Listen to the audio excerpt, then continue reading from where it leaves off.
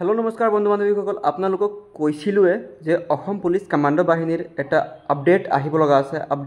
আছে আজি হল আপোনালোকৰ 4 তাৰিখ জুৱা কালি আপোনালোকৰ 3 তাৰিখৰ ভিতৰত এটা নোটিছ আহিছে নোটিছটো পঢ়ি কিনি মই বুজাই দিম যে কিহৰ ওপৰত নোটিছ আহিছে নোটিছটো হেতু কাৰণে ইম্পৰ্টেন্ট যে নোটিছ সেম থাকিব বেলেগ বেলেগ পোষ্টৰৰ বাবে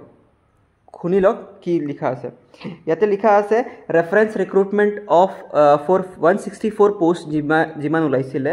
of constable AB for Assam Commando Battalion in pursuance of advertisement number issue kora hoise this ठीक है this is for information for all concerned that in case of a tie in marks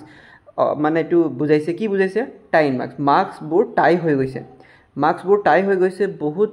tie हुआ कारण एनेका you मानने हेरी step to लब मानने कारण बाध्य गवर्नमेंटे जे द कैंडिडेट है older in age will be place higher in the final merit list माने के मैंने जेने के अपनार एज आसे 22 मोर एज आसे 24 तेतिया मोर सिलेक्शन आगते हबो आपनातके ठीक है बुझी पाइसे कि को बिचारिसे याते तारपिছত further candidates having same date of birth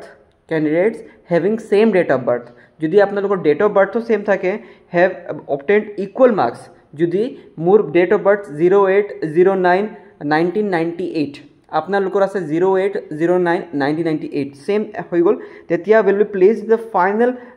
merit list according to the higher height ঠিক আছে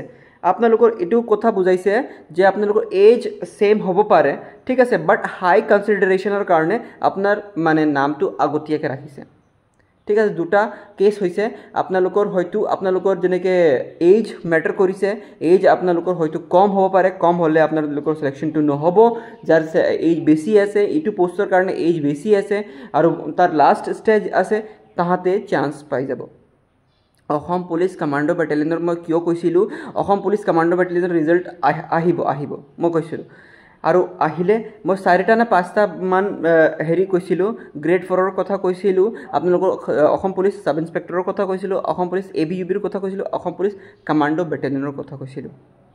ঠিক আছে বহুত ইম্পৰ্টেন্ট ভিডিও হয় যদি পাৰিলে ভিডিওটো শেয়াৰ কৰিব আৰু এটো কিহৰ কাৰণে ইয়াতে নেক্সট লাষ্ট লাইন টু ইটো বহুত ইম্পৰ্টেন্ট সকলোৰ কাৰণে কিয় আছে মই এটো পঢ়ি দি আছো the same methodology has been followed by the SLPRB in connection with recruitment of other posts